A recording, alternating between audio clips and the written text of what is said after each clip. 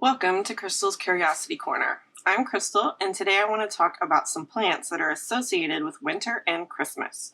We're going to look at 6 different plants today: American holly, mistletoe, Christmas trees, Christmas fern, running cedar, and wintergreen.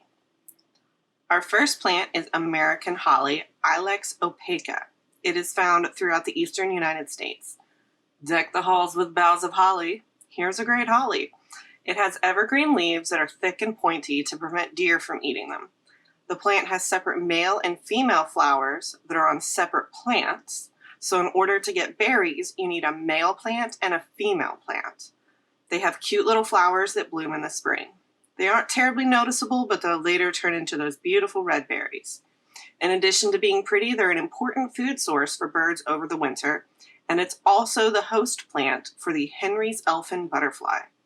The old leaves that stay on through winter are pushed off by new leaves in the spring. The plant can grow 25 to 60 feet tall and has this beautiful smooth gray bark. Apparently, people are compelled to write on it. Don't do that. You can find versions with orange berries or dwarf sizes in plant nurseries. Our next plant is mistletoe. If you've ever kissed someone under the mistletoe, you've puckered up for a parasitic plant. The mistletoe we have here in the eastern United States is called oak mistletoe, Phoradendron leucocarpum. It's called the oak mistletoe, but it grows on trees other than oak.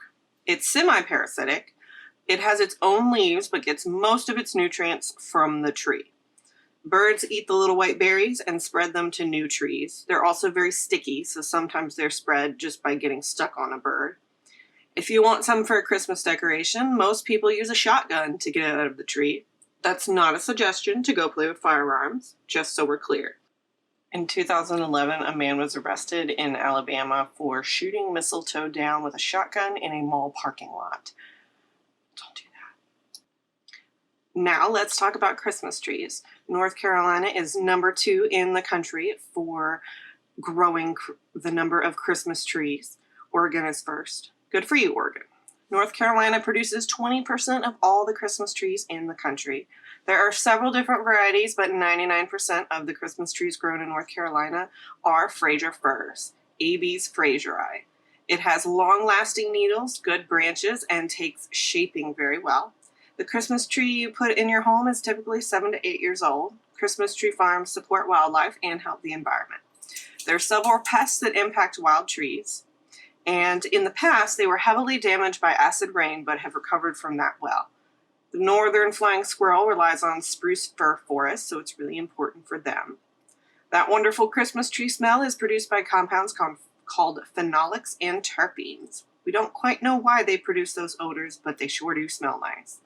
If you get a live tree, there are lots of cool ways to recycle it depending on where you are. Take to Google to find out if your tree can help local parks or build. Our next plant is Christmas fern. This plant is actually a fern, so the name is correct here. Polystichum aristocoides, if you want to get scientific about it. Its leaves are pretty obvious in the winter when everything else is brown, so it's a good name.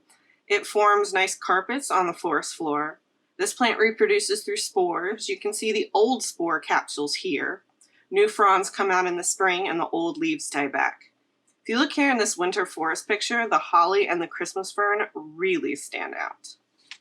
Our next plant is running cedar, Diaphastrium digitatum. Sorry, I probably messed that up. This one has several names, including club moss. It used to be collected and made into Christmas decorations, but people tended to pull up the whole plant, and it's pretty slow growing, so we try to discourage that now. You can see why it gets the name running. However, it's not actually a cedar. It's related to ferns. So the club moss name is actually a little bit more accurate.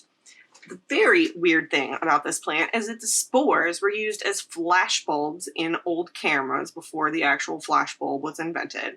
The first internal combustion engine used lycopodium powder in 1807 because it's so flammable. It's still used in fireworks and magic tricks. Of course, there are different species around the world that are used for this, not just this one. Our very last plant is Wintergreen Camophilia maculata. It's easy to spot in the winter with those green leaves. It has cute flowers in the summer. It's not related to the plant that we get the wintergreen flavoring from. It's just green in winter. All right. Thank you for joining me on this exploration of holiday plants in North Carolina from Crystal's Curiosity Corner. Head outside and look for these plants. Have you seen them in your backyard? Let me know in the comments. If you enjoyed the video or have questions, please leave a comment. And if you want to see more, please like and subscribe. Stay curious.